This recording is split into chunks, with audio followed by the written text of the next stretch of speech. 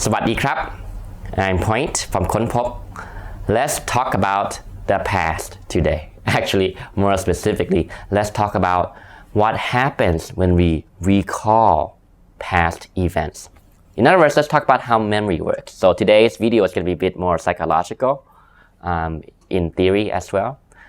But I think it's useful because it offers insight about what we can do in the present moment when we think about past events.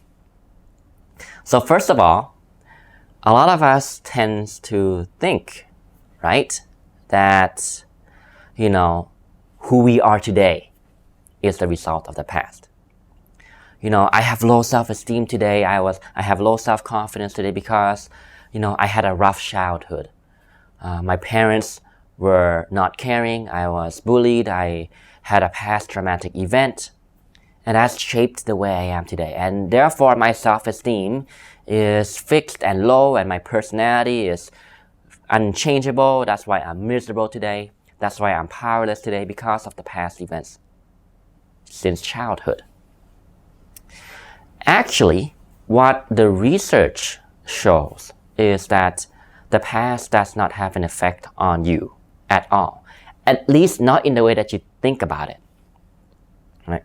So we tend to think that the past, right, a traumatic emotional event in the past, a horrible breakup in a relationship, getting betrayed or getting bullied or getting abused or anything else for that matter, determines who we are today. And that's not true. You see, it is not as if we have a picture perfect or video perfect file or memory stored somewhere in the back of our brain, in the back of our mind. It is not as if you could scan your brain and find an area in your brain, a location in your brain that stores a file about that past traumatic event in perfect image quality, in perfect video quality, in perfect audio quality. That's not what happens.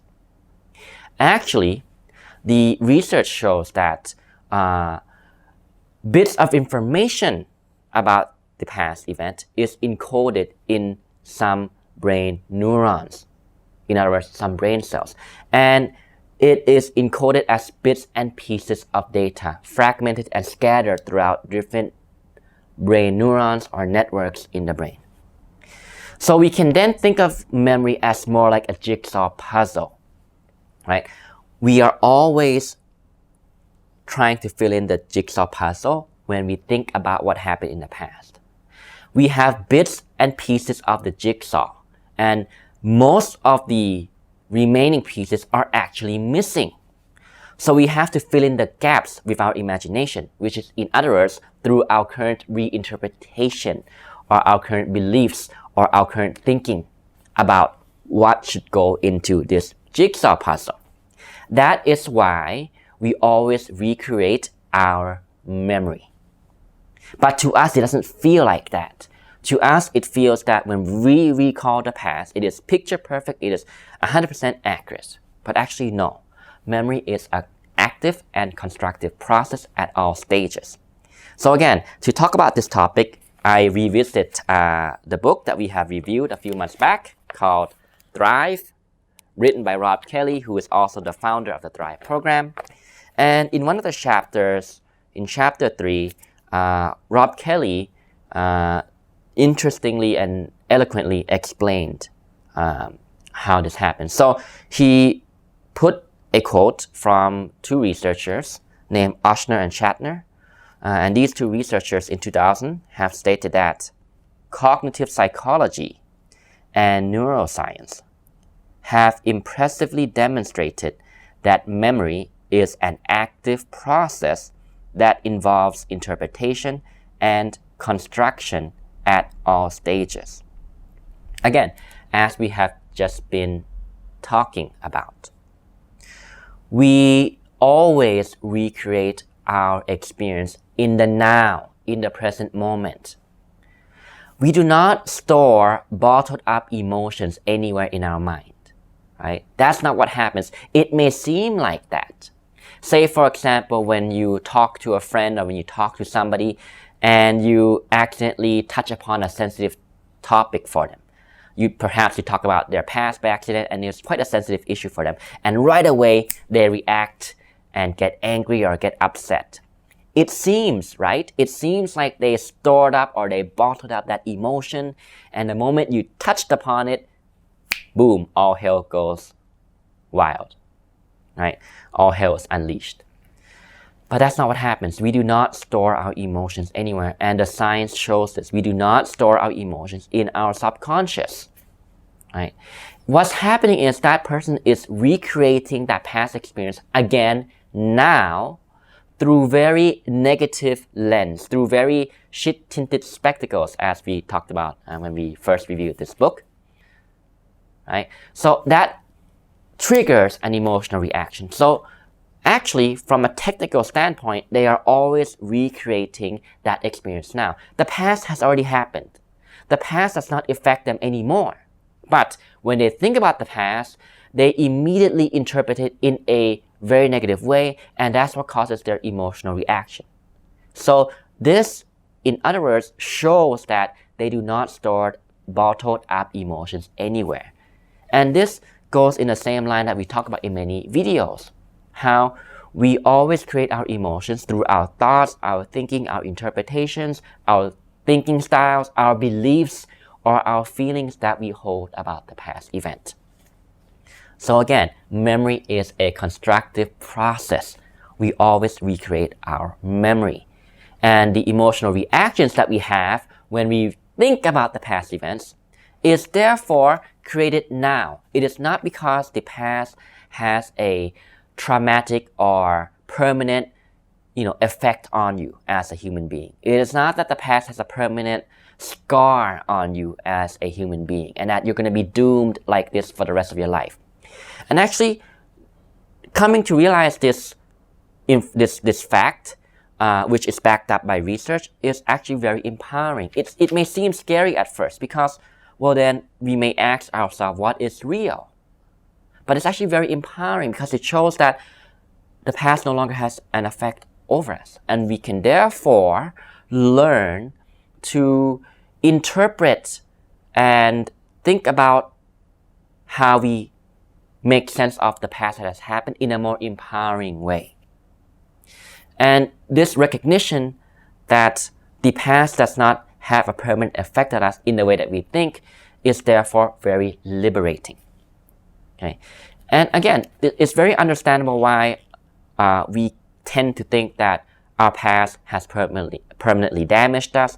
We have stored, bottled up emotions in our subconscious mind. It's very easy to think like that for reasons just stated, right? When you talk to somebody who has, a sensitivity on a particular issue from their past and they explode right away, it seems like they bottled up that emotion. And this is also reflected in how the study of psychology has developed over the years. And this goes back to Sigmund Freud, who was the father of psychoanalysis, he developed his theories believing that, his clients or people who came to him for a consultation for an emotional problem or for a psychological problem, he was led to believe that these people stored up and bottled up emotions in their subconscious mind, and he needed to find a way to bring that to surface and release that emotion, and that is how the treatment was believed to have happened. But actually, modern science and modern research shows that that is not true at all. There is no evidence for it, and it's actually a very potentially harmful way to deal with the patient even. It can even cause more harm than good.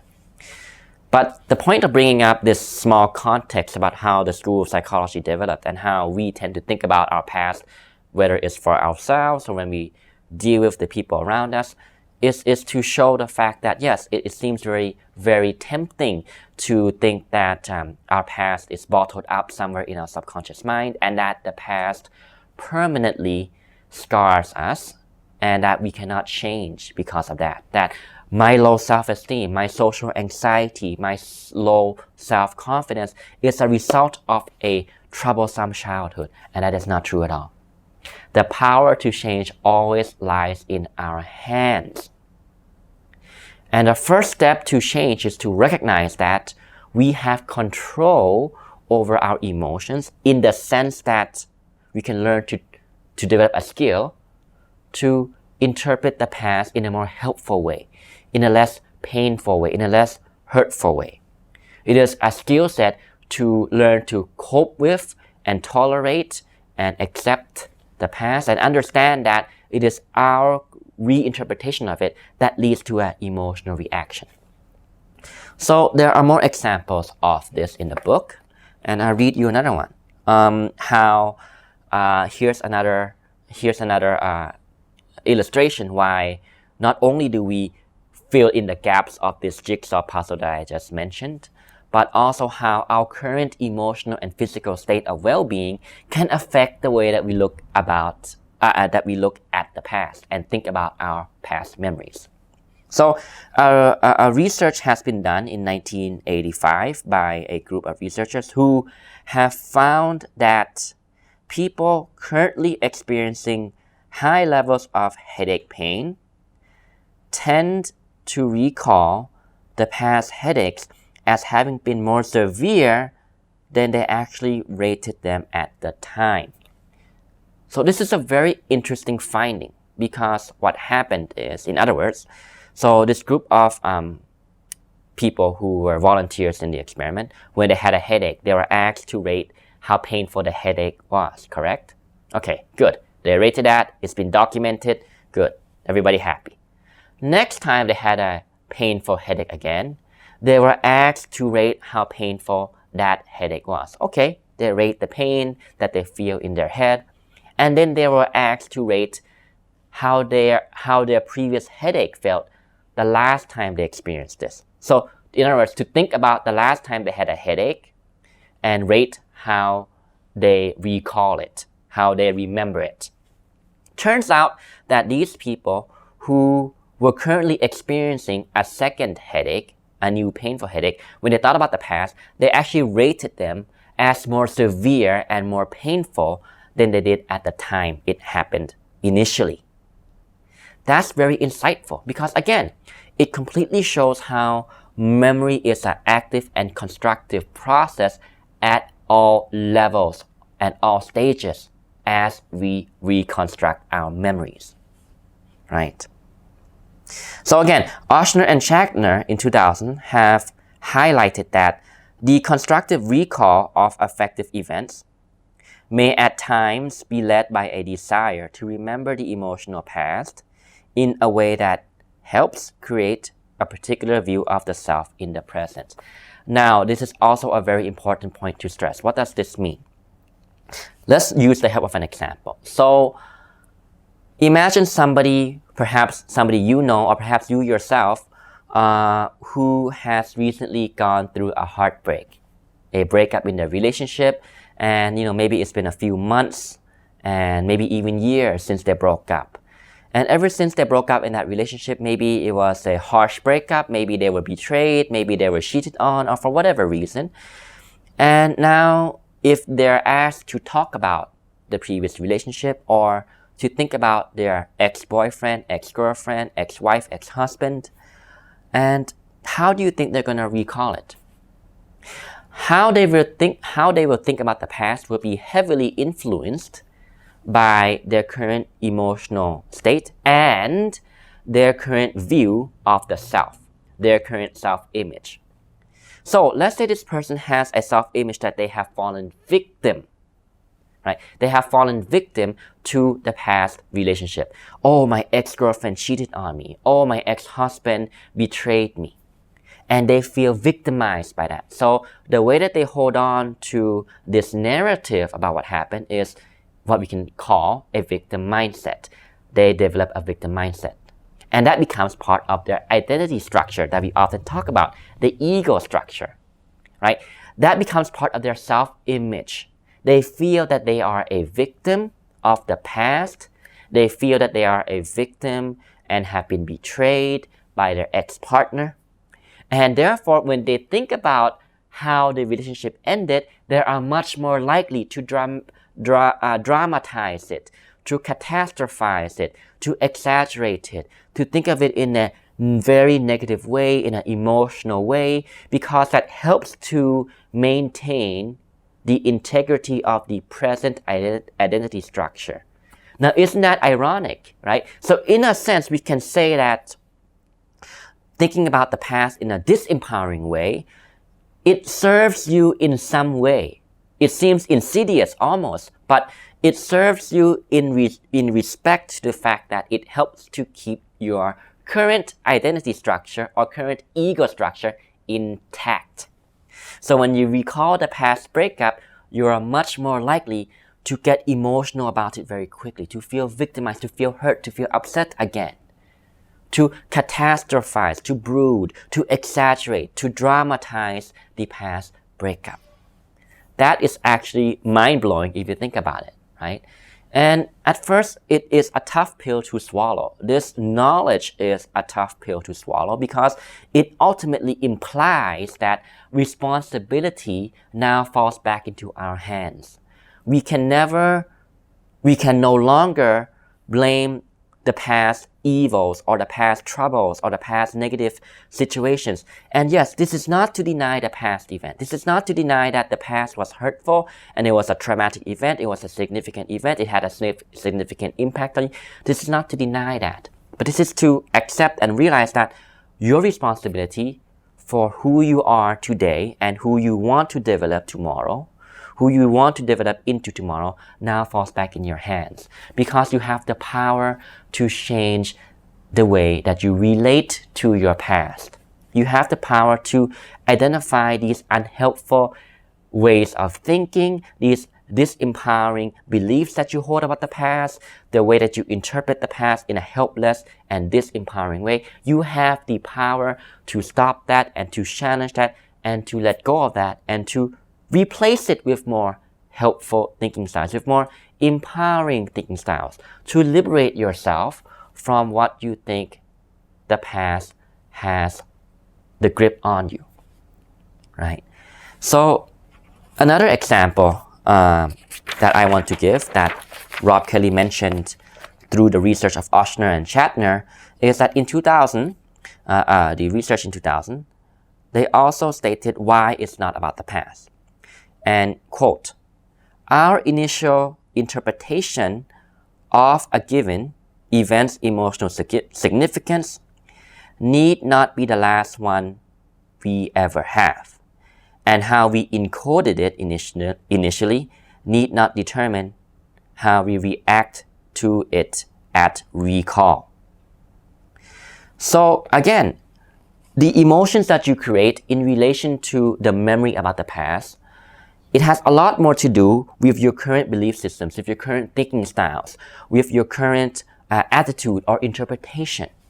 So for example, going back to the hypothetical situation about the person who has gone through a rough breakup, a rough relationship, ending of the previous relationship, right? Perhaps this person, time has passed by months or even years, but they still feel hurtful when they think about it, right? They still feel disempowered when they think about the past. But now imagine that this person gets into a new relationship. They find a new girlfriend, they find a new boyfriend, and for that moment of time, they're happy, they're optimistic again, they feel great again, they feel that they have found love again, they feel hopeful again, right? They've been dating this new girl of their dreams, this new guy of their dreams, they found it. Yes, they have now found the love of their life. And now imagine if you were to ask them to recall how their previous breakup was. Do you think they would be thinking about the past in a negatively emotional way or a more hopeful way, a more empowering way? Likely to be the second one, correct? Likely to be the more empowering way, correct?